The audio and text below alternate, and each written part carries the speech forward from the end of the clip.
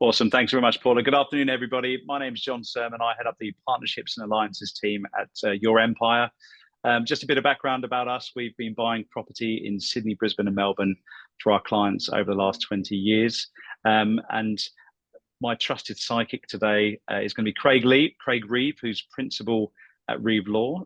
So we work a lot with Craig on the conveyancing and solicitor side of things. So he's going to give a bit of an update in what he's been seeing in the property world as well.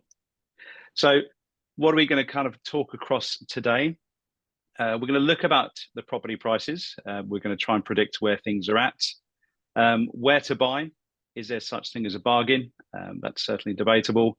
What are the best strategies to secure a property in a highly competitive environment? You'd probably tell from my accent, I'm from the UK. I've lived here for 14 years, and property is very much a sport over here, whereas in the UK, it's a lot more transparent and perhaps not got the competition, maybe because we live over the whole island. We're going to talk about auctions versus private treaties, what to avoid, a little bit about the future landscape, and then I guess look from a Your Empire side of things, how have we added value to our clients in the last 20 years when we've been helping them buy their property, be it home, investment, or holiday home.